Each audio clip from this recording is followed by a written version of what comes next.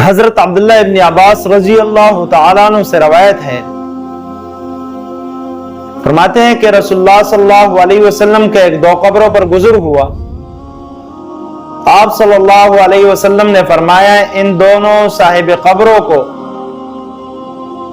عذاب قبر ہو رہا ہے، کسی ایسے بڑے معاملے کی وجہ سے نہیں کہ جس سے بچنا مشکل تھا، بلکہ انہوں نے غفلت کی۔ اس میں ان دونوں میں سے ایک کا گناہ یہ تھا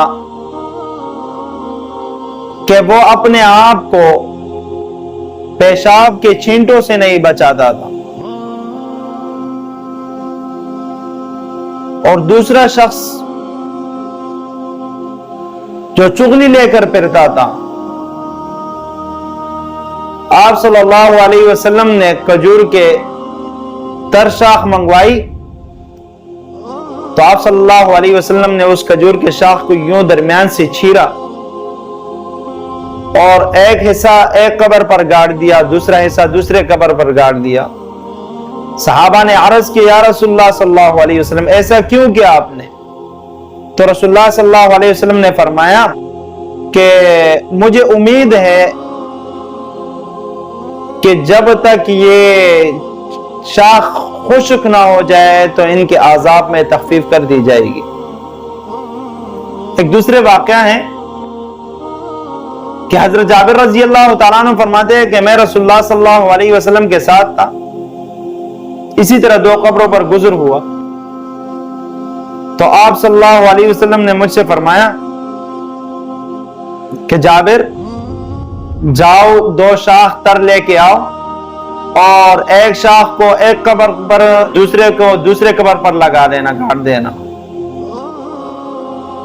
میں نے بابت پوچھی، میں نے کہا یا رسول اللہ صلی اللہ علیہ وسلم کیا وجہ ہو سکتی ہے ان شاخ لگانے کی؟ تو آپ صلی اللہ علیہ وسلم نے فرمایا میں نے ان دونوں صاحب قبروں کے لیے دعا کی ہے، ابھی تک یہ شاخ خشک ہونے نہیں پائیں گے کہ اس سے پہلے ان کے عذاب میں تخفیف کر دی جائے گی۔ اور بعض علماء اس کا معنی یوں بھی کرتے ہیں، یہ آخری جملے کا، شاخ کے اندر جب تک تری باقی ہوگی تو ان سے عذاب میں تخفیف ہوگی، اور بعض کہتے ہیں نہیں کہ عذاب میں تخفیف کر دی جائے گی ان شاخ کے خشک ہونے سے پہلے، پھر واپس عذاب نہیں ہوگا ان کو۔ تو عذاب قبر وجہ کیا بنی کہ چغلی اور پیشاب کے چھینٹوں سے اپنے آپ کو بچانا چاہیے۔ وجہ یہ ہے کہ عذاب قبر سے بچنے کے لیے ان دونوں چیزوں سے اپنے آپ کو بچانا ہے۔ ایک دوسرے حدیث مبارک میں آتا ہے کہ رسول اللہ صلی اللہ علیہ وسلم نے فرمایا کہ پیشاب کے چھینٹوں سے اپنے آپ کو بچاؤ کیونکہ عام عذاب قبر اسی وجہ سے ہے۔ تو چغلی اور یہ گندگی سے اپنے آپ کو نہ بچانا یہ عذاب قبر کا سبب بن سکتا ہے۔